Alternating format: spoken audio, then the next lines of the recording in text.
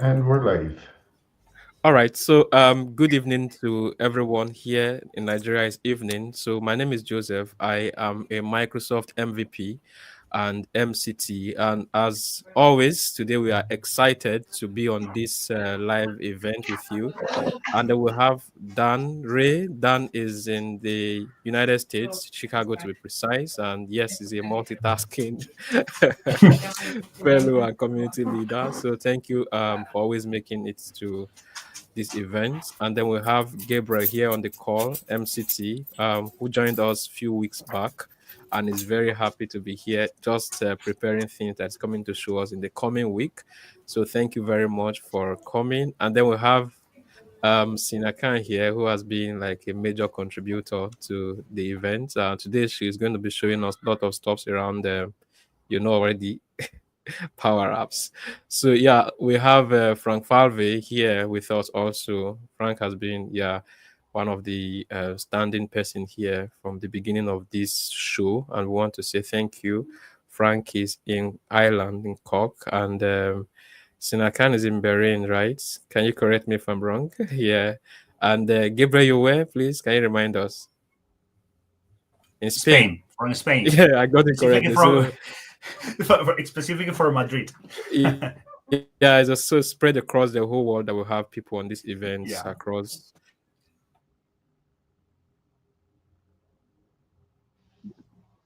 be showing us about Power App. So Sina, you can go ahead, please. Thank you very much. Thank you, Joseph. Thanks all. Today I'm going to demonstrate how to configure a custom connector in Power Apps. So custom connector, that means our data in some other third-party database, and we have a web API, and through the API, how we are going to create or configure a custom connector for fetching the data into our Power Apps. Let me share my screen.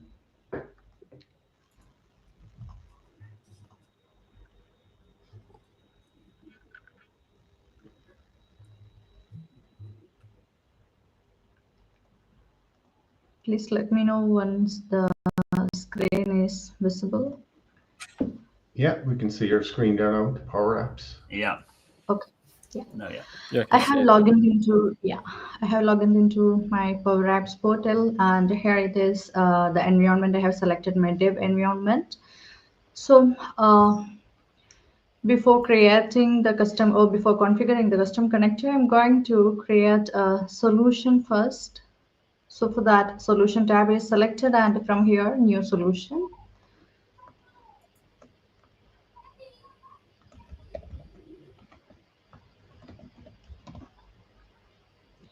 And here a publisher we can select. I'm selecting the default publisher and create.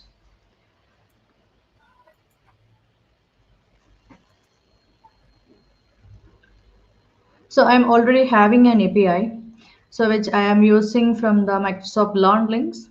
And this is my API. I am just showing you the documentation for that. So find the API documentation from here.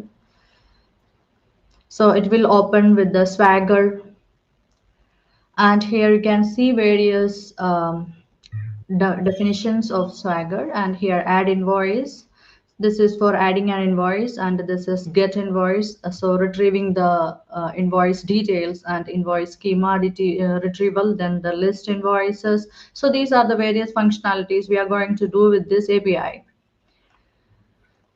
And now for the open API definition. So this is the JSON script for that.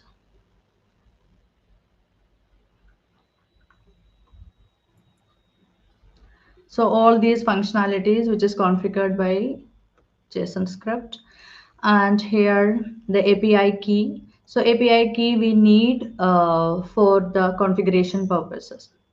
So now here, how we are going to create the API. So open the solution which you have created. So this is my solution I have created, and here plus new. And in the automation here, you can see custom connector.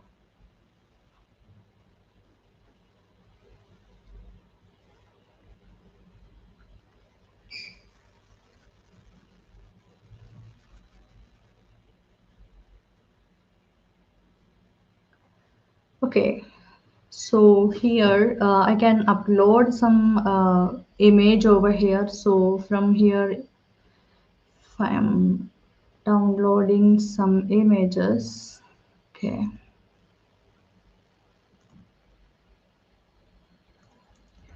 Okay.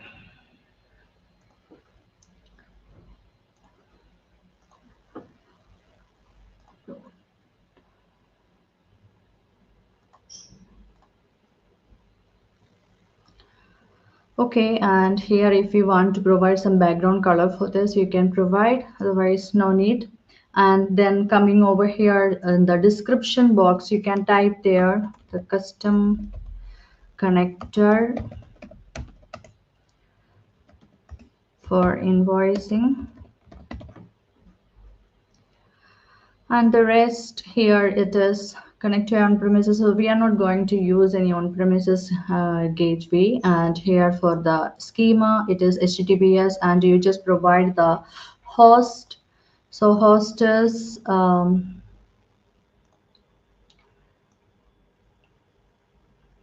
invoicing Azure websites.net. Sorry. And the base URL slash. Okay, so here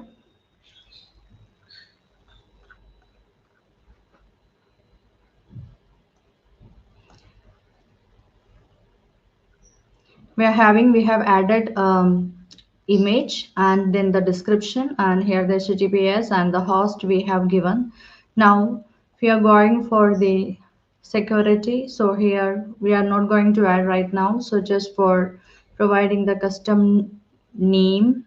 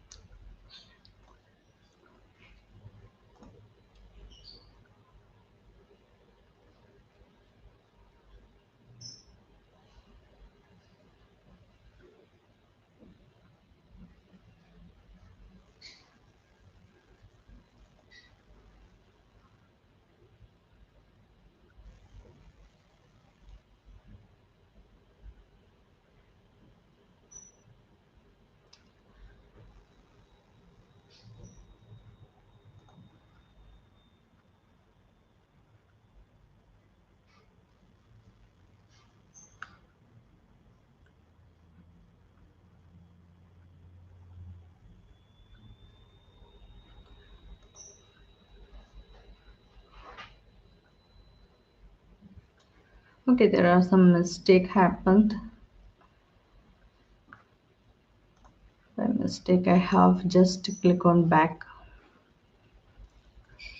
Okay, let me go to again for the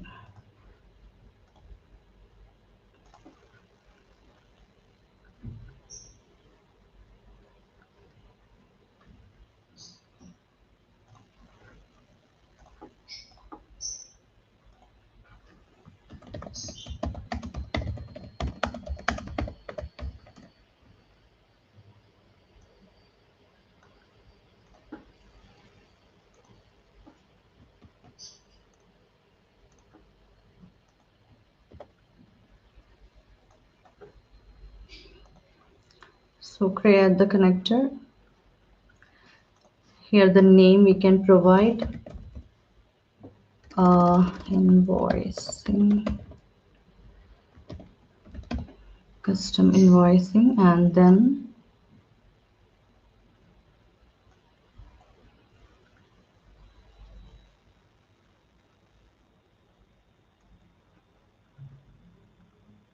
okay, now coming into the definition. Okay, custom connector description can be shorter. So okay.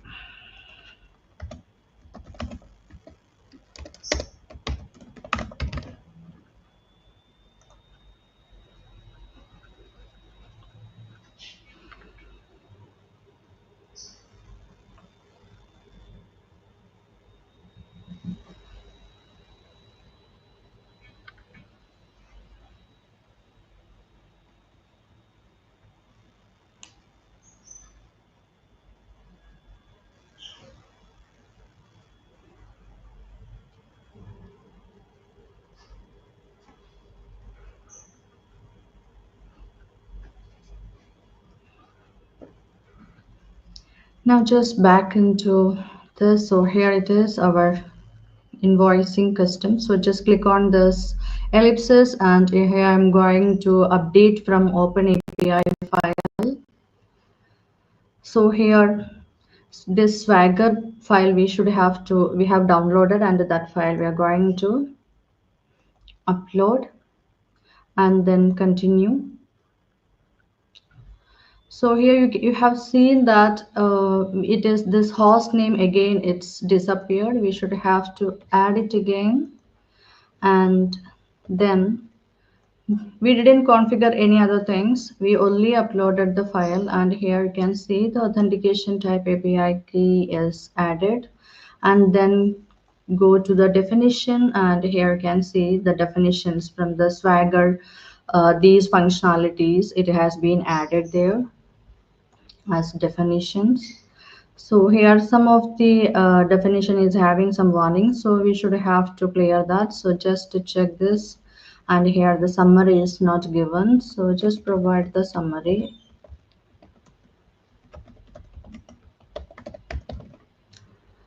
So you can see it gets green tick. And now then another one is pay invoice. It is not having the description. We can provide the description for that.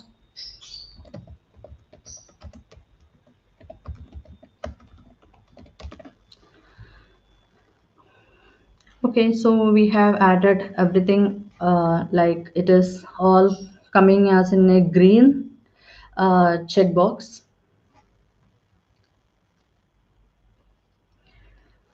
Now we are going to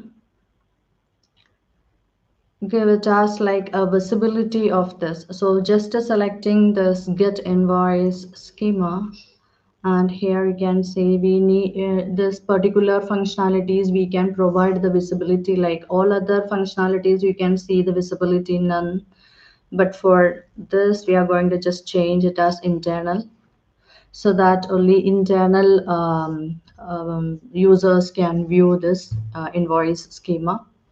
And after changing this, after updating all these things, you can update the connector by clicking on the update connector from the top.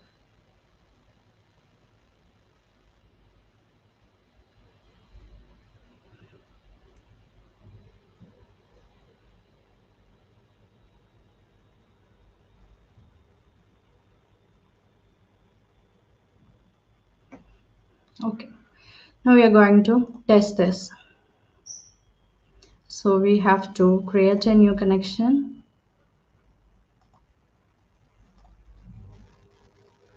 and here the API key which we have open here. So just copy it and paste it here and create the connection.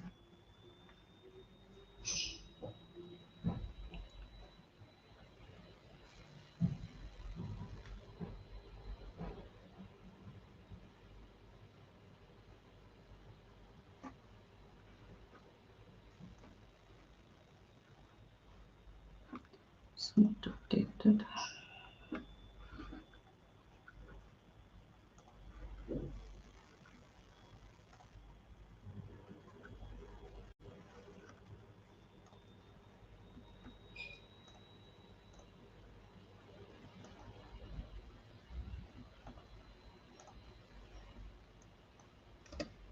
So while we're waiting for that, Frank, it's like Emeka is on the lobby. Can you admit him, please?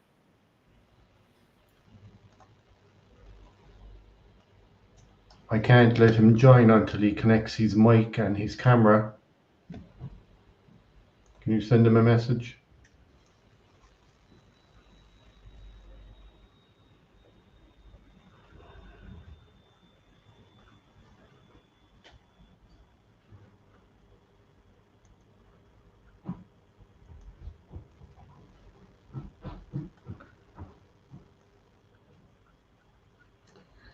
Not checking up. Okay, so I'm just checking the list invoice types again.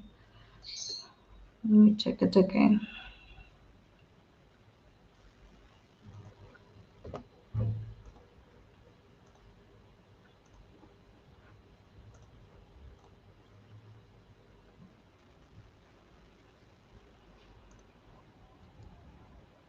refresh. Okay. So now the connection is available. So here we are going to do this with list invoice types and test operation. So you can see here the 200 status, that means it is successfully connected, and here the type 1 name purchase order and type ID to non purchase order, and validation here succeeded. So now how we are going to connect it with the Canvas app, here just click on done. So here it is, we are having this invoice custom, the custom connector. And the apps, just I'm creating Canvas app.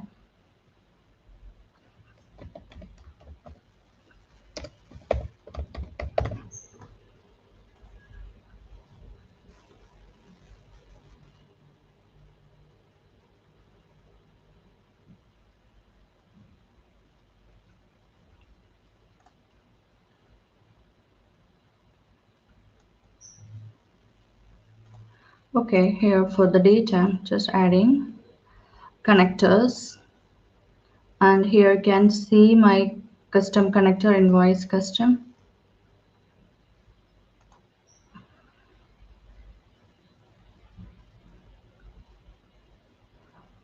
And here for the gallery, I'm just adding a gallery over here.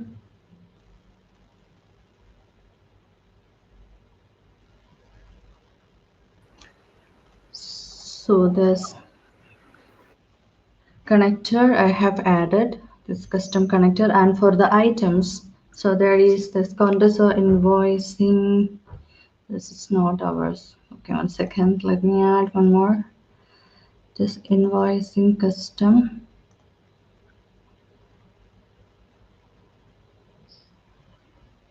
Okay, yeah. So here you can see all the functionalities from that Swagger which we have seen, and in the custom connector definition also we have seen. It will be listed here, and from which um, uh, function you want to display the data. So list invoices, then I'm going to, this is a function, so we have to provide the parenthesis there, then the invoices. Okay, so this is the way from the, so here you can see some data fetched over here from this list invoices functionality. So this is the way we can fetch the data through the custom connector into a Canvas app. That's it. So if you have any doubts or anything, please let me know. Okay, guys, Sina, that was great. Um, any questions for Sina? Because in Um, between some errors also happened, so maybe you may get confused in some steps or something. so for me, I don't have questions. Sina, as always, thank you very much for your detailed demos. Thank you for sharing. Yeah, very, very clear and easy to follow, Sina. Very good, thank you. Thank you. And we have Okay, so Stephen and Amika join us as well. Hi, guys, welcome. Yeah, hiya. Yeah, hi everybody. Very good. Thanks for. So, all Joseph, right. you Yes, want I'll be to? going next. Yes, so I'll just be presenting my screen. So I have Okay. one screen at this time. So just in case you need my attention to look at something, just call my name, please. I will not be able to see again once I share my screen. All right. So today I'll be speaking, having a demo on Copilot chats. Yeah, I can And see we'll, your we'll be screen. yeah, so we'll be going like straight right into demos. So we can be having conversation when we get there. So I'm just going to my test environment. So I've done like a few things about Copilot chats today, and I even recorded a video in the early hours. So I will just bring up one of them here. So if I just maybe come to office.com. So on this event, we have done a lot regarding Copilot chats. So, but we want to take it a bit further at this time to see how we could do other deeper details regarding Copilot. So you know that when we prompt, we don't have option to edit what we have as the output of our prompts. So today I have a prompt on my clipboard, and that's saying this, that please help create a planned schedule for Azure and AI Show, a weekly event where we speak about Microsoft recent technologies and sharing updates with our audience. So that's what I'm going to ask Copilot to do for me at this time.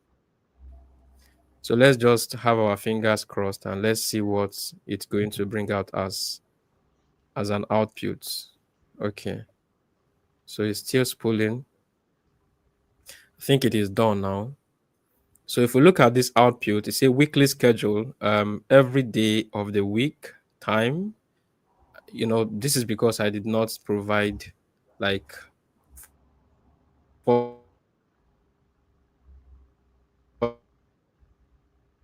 further details to the host and all major point of consideration for this demo. What I wanted to see is that before now, the only option we have down here is the copy option. But a few weeks or months back, we had this announced by Microsoft, the editing pages. One thing you should see about the outcome or the output of this prompt is that right here, you can't do anything, right? You can't edit anything. You can't make any changes to it. So, and you could copy, and if you copy, it is just what the content is that you will have copied. Of course, let me just try to paste that here. You will see that it is what I have. It is what I have on that, output of the prompt that I will have there. And regularly or normally would have copied this to maybe to Word or to PowerPoint and then start using it. But editing pages is very, very cool. So what this does is that it transfers what at this point you can edit what you have as the output. You can see create a plan. It's still loading, but while it is even loading, decide to come here and then instead of please help create a plan, you can say Azure and AI plan. So that means I can do this and I say Azure and AI show. I can do this and I say plan. So makes sense. So sure, I'll be happy to help you create. I may want to remove all these, right? I can remove them. So right inside my Copilot pages, I could do this. So there's the last part of it that you say, would you like to? So I can also remove this. Now it is editable. I can do some stuff. What I want you to look at now is if I also come here and I do the second prompt, create a tabular monthly schedule, right? And uh, plan and make Labrat the team lead of these events. So if I do this, now let's look at something. If that brings out the output for me is in a tabular form, but if you look at this output here, the table itself is not editable. It's not even looking nice itself. If you look at it, you can't do anything. You can't filter. You can't edit. You can't do anything. But mind you, by the left-hand side here, we had something here. Now, what are you thinking? If we hit on the editing pages, is it going to replace this or is it going to get appended to it? That is one question that you want to verify. And if you are curious too, you want to know what happened since I have an existing and ongoing work. So let's click on editing pages. You will see something that it's just going to append it to at the ongoing project, right? And then Additional notes are here, and then I can also remove this. And yet, this is not very collaborative because at this point, even though we have all this here, we could actually do a lot here. We can now come, we can filter, right? We can sort in ascending and descending order here. We can do a lot with what we have at the moment. Just like you can work on a table, you can also come to insert rows. You can insert column below, and just like you can do in your regular table inside of your text editing to like Word or maybe Excel and so on. You can actually do a lot with that. You can decide to remove the S, put the S, and all of that. Now, the point is, even as it looks now, it does not really look great because, again, it's just by the side of the screen. And so, what I can do first of all is to come here, just copy link to page.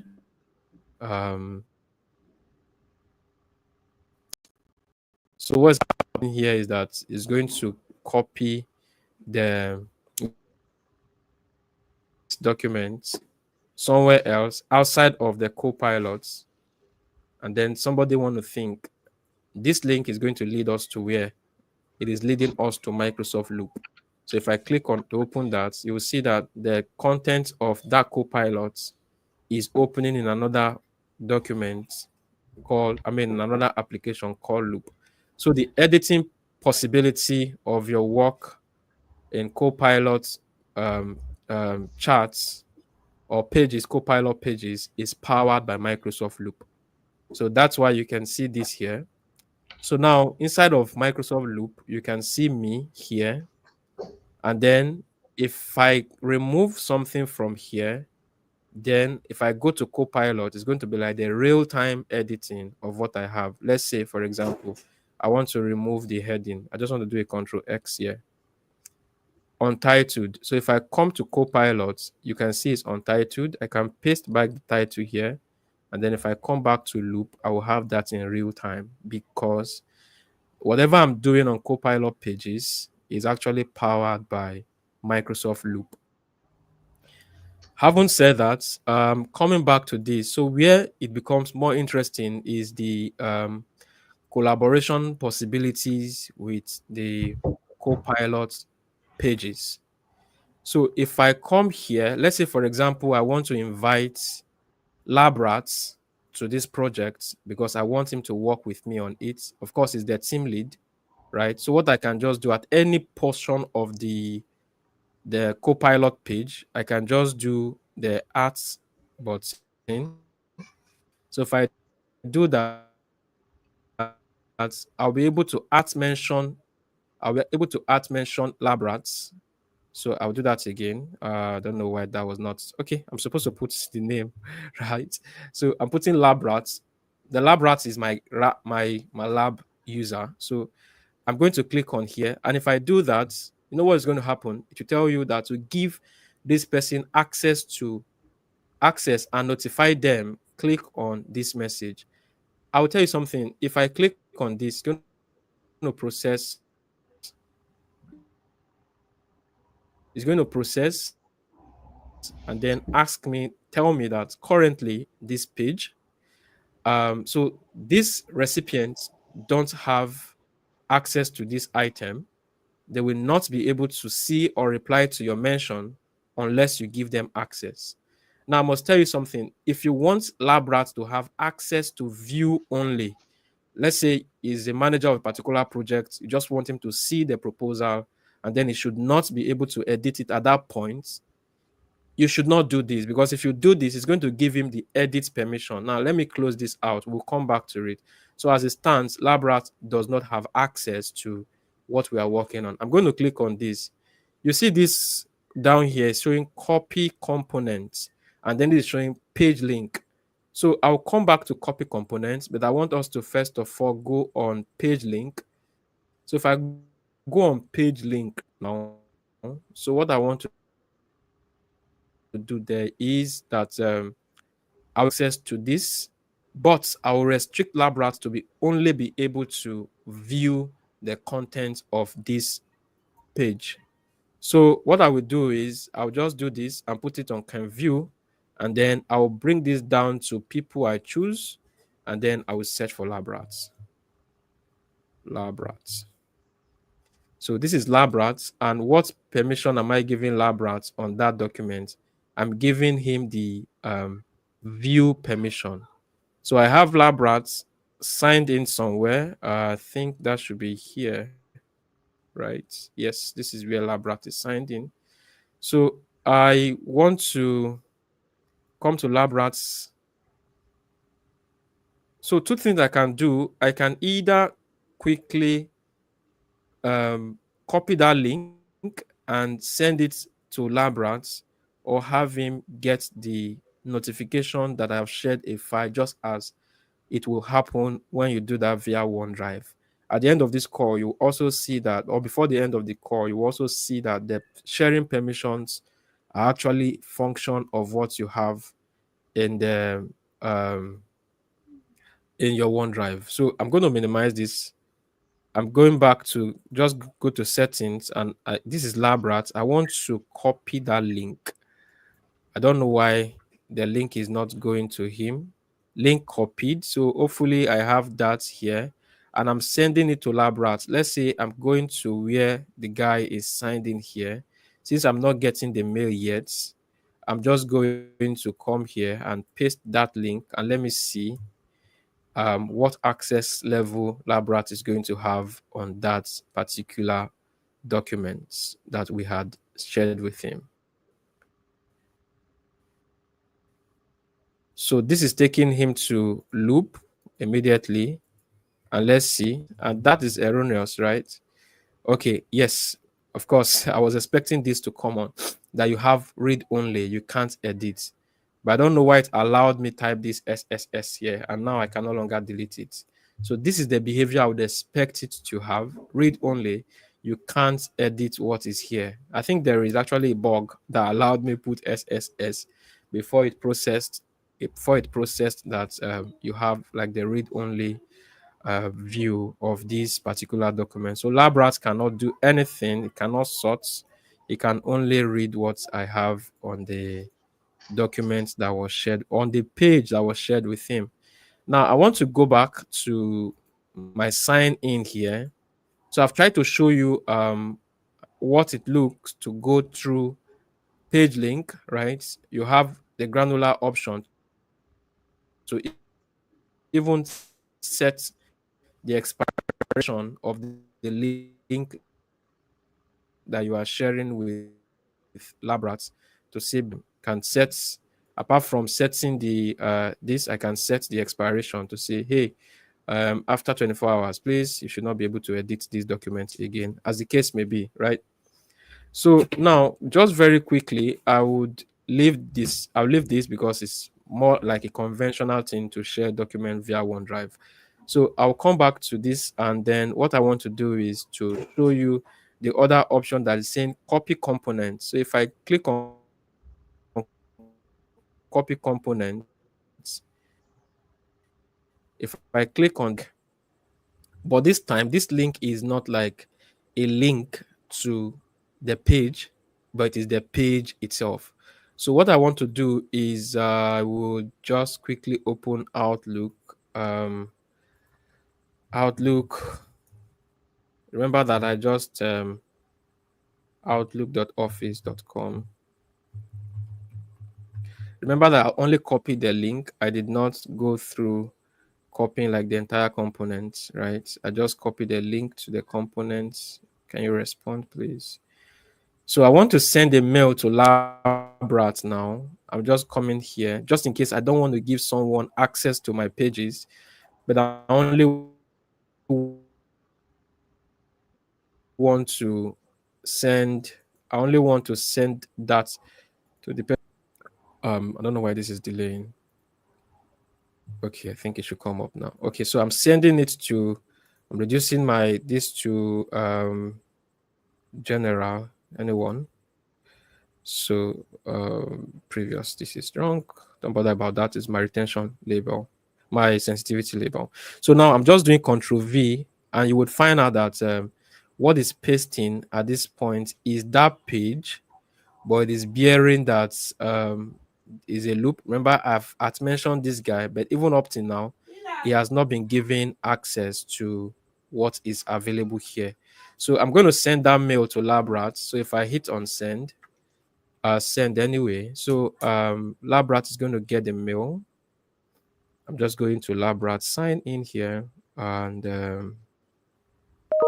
so I've got that mail already. I'm just trying to.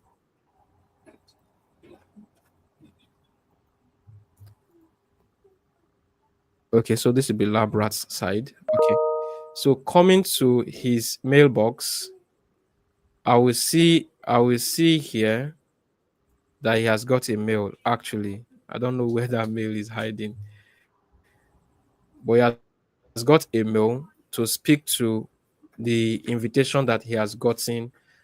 I mean, the details that was shared with him about that page. I'm not sure why this is disappearing, but let's leave that. It's just a I mail that I've think, sent to Joseph, I Gabe. think it's the show. I show you the message. It's not possible to send the mail. Maybe. Yeah, Oh, delivery fail. I Yeah, got NDR. Yeah, yeah, you have delivery. So exactly. delivery failed Here we due go. to recipient. Your message wasn't delivered because the recipient email provider rejected it. So actually, I've messed a lot with my retention policies, I my think. sensitivity label rather. So please, this lab environment is messed up. Otherwise, it's supposed to get a mail. So don't bother about this. I think I need to do some homework based on this. But that is how you could actually share the link to a particular, page. So if you look at here, I've shown you two things. The page link is you have option to share just like you would do on OneDrive. Then the loop component is going to copy the component of the loop, but it's going to put it in form of it's going to put it in form of link just as it is. But this link is not going to give access to what you have here, but it's just going to paste for you as the whole component of the loop itself. Let me not be sounding like broken record. So I want to quickly go now. I may need to remove this again and just start all over so I can show us how this works. So I want to mention lab rats. So what happens? I'm bringing him in now, and this time he is not just automatically going to be having access until I bring him in. I'm not sure. So is getting that automatically is not supposed to be um is getting a mail already somewhere. So let me just quickly come here to this place. I may just mention another user. I have lab guy. So if I'm bringing lab guy so that I can quickly show you how that works. So this is saying to give this person permission, click on this message. So you're going to click on the message, and then what you do is you share and notify. So at that point, this lab guy is going to get a notification to his mailbox to say that he has been invited to a loop to contribute. Let me show you how that will be. I don't want to stress going to signing into lab guy's environment, but I can quickly show you from LabRat how or what kind of message he will get. So let's come back to him and then go to his mailbox. So this is where he will this is where he will this is how the message will come, not that. Let me come back here. Okay, so I'm not getting that. I'm just going to quickly generate another prompt and start it all over. You can see I have a lot open, but that's not a problem. So I'm just going to I will just start from here again.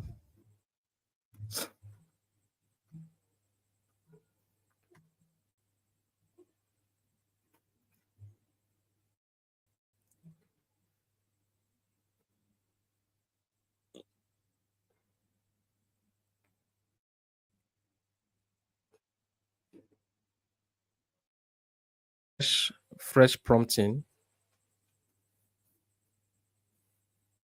Come on, be nice. Okay, just a very quick one. Just a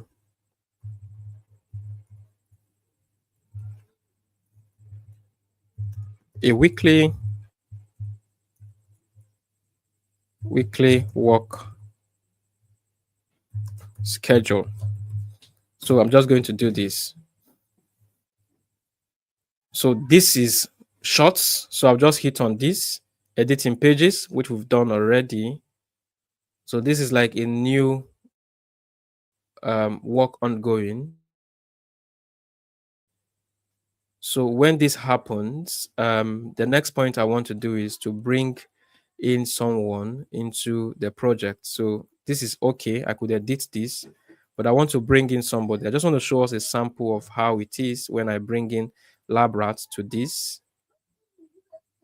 So it will just say this, and if I click on this, but remember that for this, there is no granular control. So you're going to give us access to the loop. You got to be careful about how you go about adding and granting them access. So I will just say share and notify. Expect LabRat to get a notification. And then if I come here to do copy link,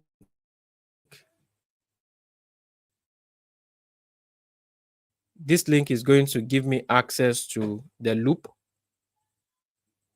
Okay, so if I copy this and put it here, you already know that it's going to give us access to loop where I can also edit that project.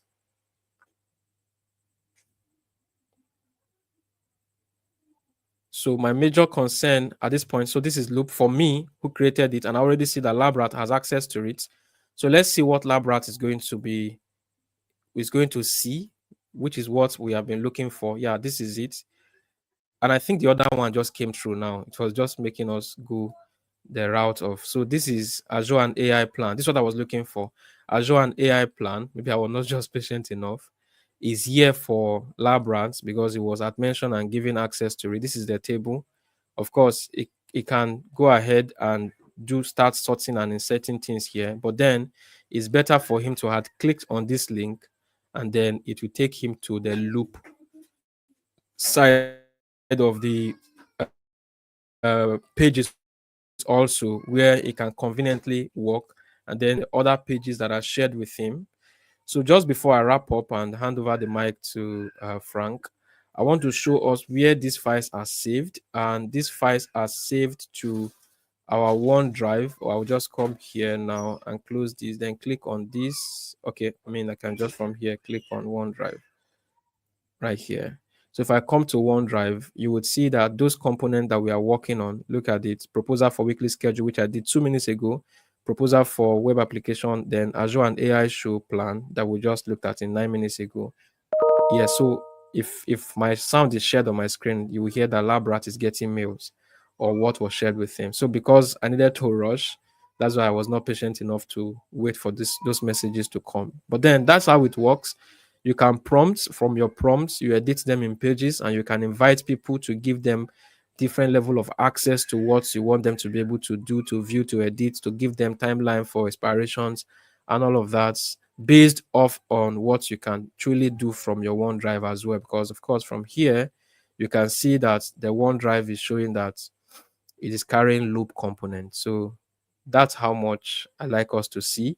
By next week, I would like to be showing us how to build Copilot agents from Copilot 365. So that's how much I can show today. Apologies if I took more than enough time that I was supposed to use. Frank, please let me quickly pass the microphone to you. No worries. Anybody, any questions on that?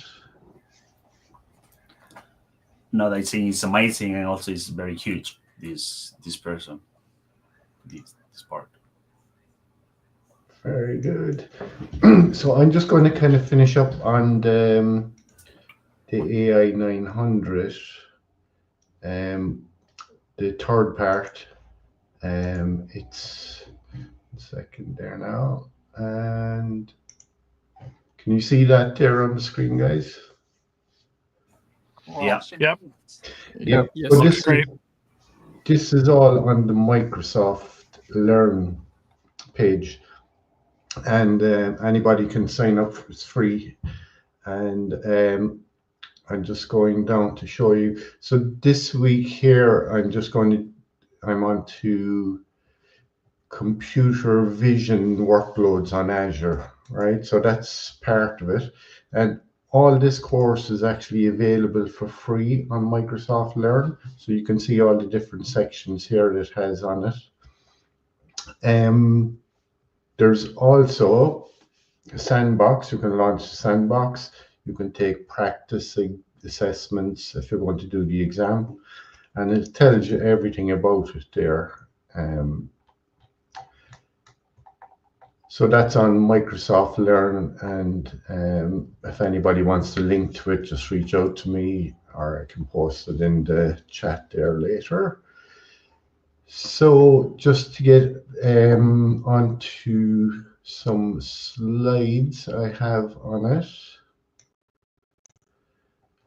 1 second now, we just go to the start, and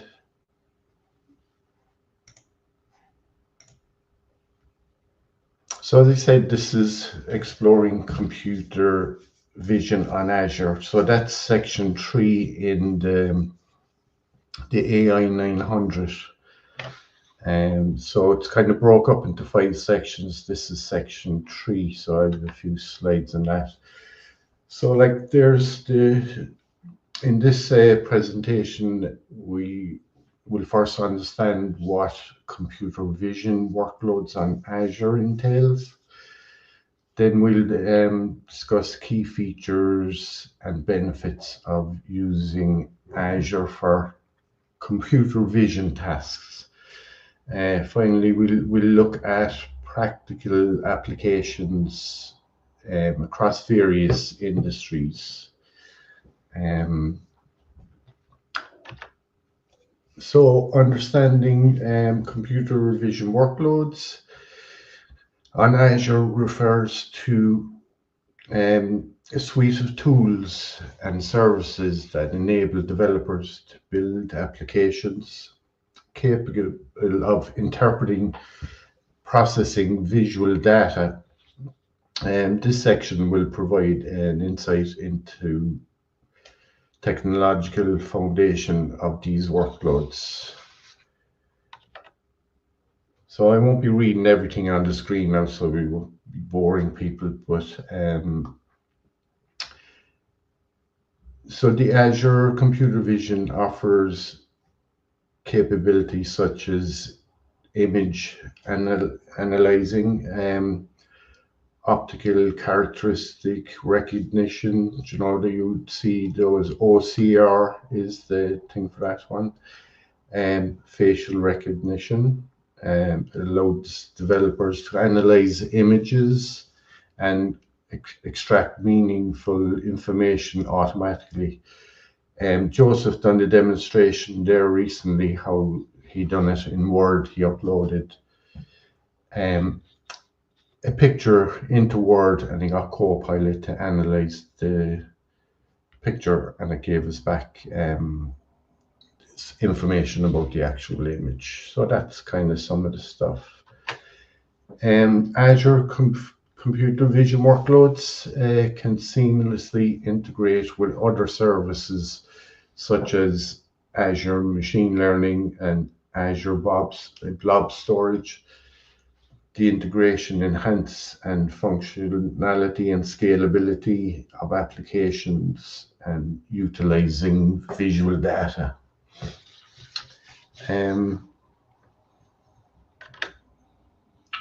So the key benefits,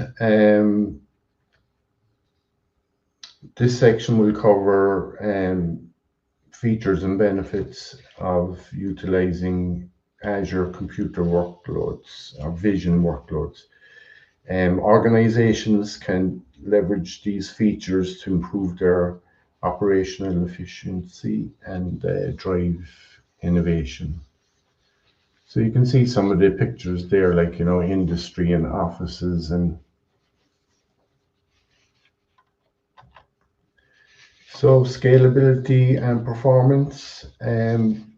Azure provides highly scalable platforms that can accommodate varying workloads, right, to ensure optimal performance for real-time and batch processing tasks for computer vision projects. So in this part here, we'll explore how computer vision workloads on Azure are being applied across different industries, showcasing their versatility and effectiveness.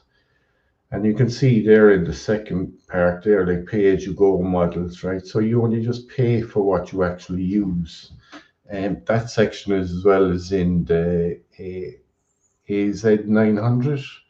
So it's got all about pay-as-you-go. So companies or individuals, they don't have to pay a big chunk of money up front to buy loads of resources when they're not going to use them. So they have this pay-as-you-go model, which is very good.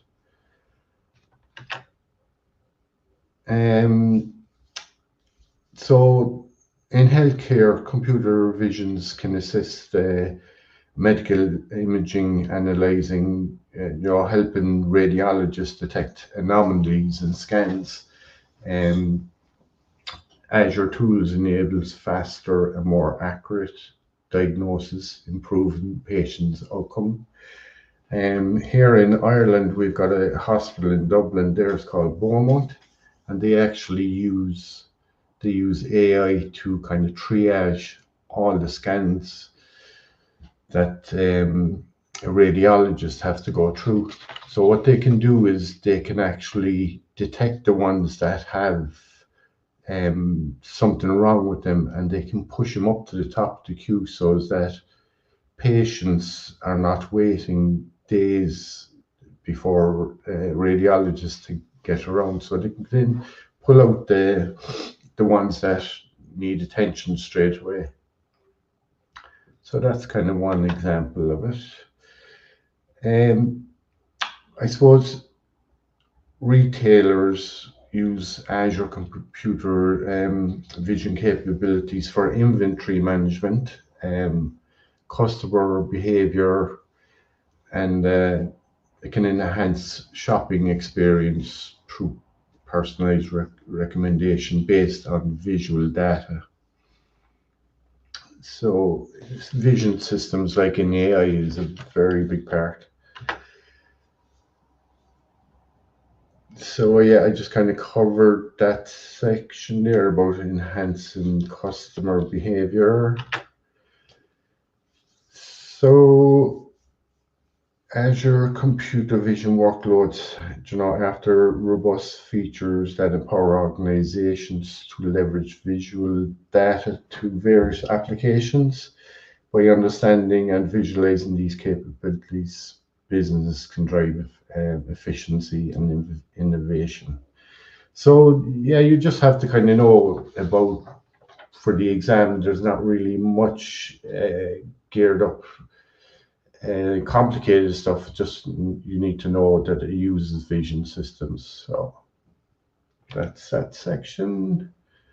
I did have some word stuff on it here. So we kind of said, look, vision systems, right? In the main part is health. They're using it for X-rays, MRIs, and CT scans, as I said, to triage them. And retail and manufacturing, then they use it for security surveillance as well. Agriculture can use it, to monitor crops health. The vision systems can you can scan if there's blight on any of the stuff or whatever like that. So they use them in transportation as well, for autonomous vehicles, obviously to see where they're going and so they don't bump into stuff. So yeah, that's it, guys. So on computer visions for for this week. I am any afraid the questions? kids are dreaming of something. Yeah. You call me out. Frank, have you played around with the body language feature in PowerPoint Online? No, I haven't done that yet, Dan. It's Is pretty that cool. It's under the speaker coach or presentation coach, and it uses your camera to look for, whether you're smiling, whether you're looking at the camera, those types of okay? Cool. feedback. It's pretty cool. It's in the web version of PowerPoint under the presentation. Yeah, I just posted it up Slideshow. Cool. on the screen there, so if people. Yeah, Awesome. That's a lot of fun to play around with. Very good. Great job.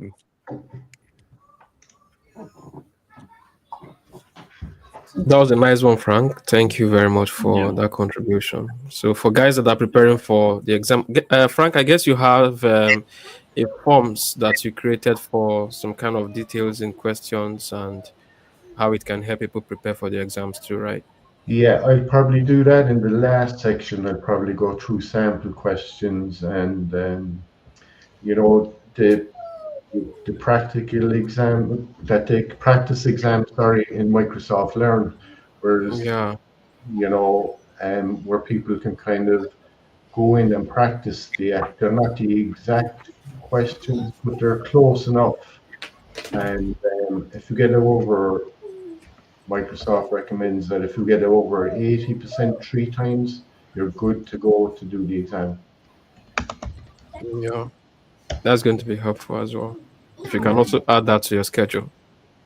Yeah, definitely. Yeah, that'll be in at the end. I'll show people how to do that one. Okay. Also, I use Microsoft Forms to kind of put out some sample questions as well, for people who kind of, you might get stuck on a particular one. They might be asking, is this regression or is it classifications? Classifications, some people get confused with those ones. Confused, yeah. For the AI 900, these, yeah. And the other responsibility model, that one where it's talking about fairness and bias and. Yeah, the responsible AI.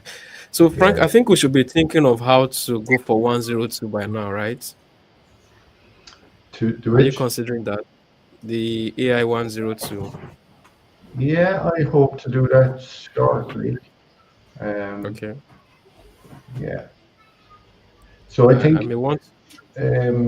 we had somebody on there one week just saying if you get the AI 900, there's a lot of stuff in that's actually in the AI 102. 102. Okay. Yeah. It's something that I may want to consider in the second quarter of the year because I have some few things I'm dealing on right now. So I may want to try 102 out in maybe anything from April. And let me see how it goes. Yeah. Okay. I consider it the 900 also. Me. Yeah, everything. I think Frank, we wrote 900 the same time last year, right? To which? We wrote 900 around about the same time last year, right? The same time I wrote mine was when you wrote yours. I think so. I think I got my one in June. Yeah, I can't remember when I did mine, but I think it should be about May or so. I think it's towards the end of May that I did mine. Yeah. So I will just look at 102 in April. Very good. Very good, Joseph.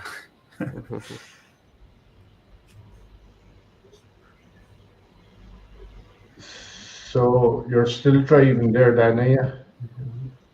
Bumpy road. I'm not doing the driving, but I'm still in the car. This is the real Copilot. Yes, exactly. Exactly. So, yeah. This is the Yeah. real Copilot. Well, So Dan, you have the virtual background on your mobile as well. I just noticed it's so I'm using the StreamYard app for iOS, and it looks like Okay. it supports the virtual backgrounds now too. Well, that's great. That's great, Yeah. man. It's pretty Yeah. cool. Mhm. It does. The only thing it does not do that I can do from either the Safari browser or from other computers is you can't add your channels yet Oh, from the mobile. So that's the only downside that I haven't found in the mobile version so far. okay. But it's really nice when you're on the go and you want to join as a guest to an event, or if your phone is the easiest thing for you to use. Yeah. Then it looks like it supports the vertical video as well. Okay. Yeah, you showed this the last time as well. Yeah, Makes sense. it's pretty That's great. cool. Right. What? I how about see the talking AI? StreamYard has partnered with Microsoft. Are they giving any free to MVPs? I wonder. I have not heard anything about StreamYard or Restream partnering with MVPs or MCTs. And I did notice earlier, Frank, that the powered by StreamYard was in the upper right. Yeah. Was that just a option that you used, or is that? Yeah, they have a banner in there now. You can actually turn her on and turn her off. It's Okay. just when Cena was doing her demonstration, it was kind of obscuring something. Got it. It's kind of obstructing our page as well. Yeah. Yeah. I was going to say there was a licensing option StreamYard had where they. Here we go. We can Yeah. put the MVP up. Yeah. We can go for Yeah. one. I don't Oh, think you it's can cool. choose where it is, but it's optional if you have the licensing you have. But they did have an option to do a licensed version where you can do Oh, powered by okay. I StreamYard in the see. upper right. I see. I see. I see. Yeah. Yeah. I think we can leave. We can leave. We can leave. Like, can we not design a logo for the Azure and AI show that we can always leave by the top right hand corner during our events? We could do.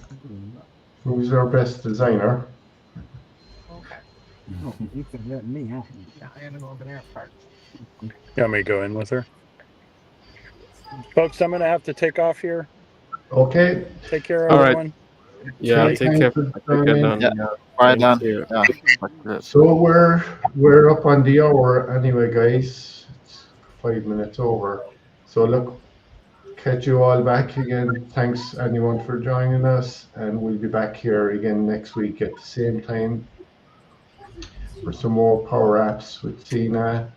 And Joseph, you're going to do some stuff in Copilot Agents. agents, Agents. Copilot agents, and I'll be doing part 4 of the AI 900, which is natural language processing workloads on Azure. So thank you, everyone. See you next week.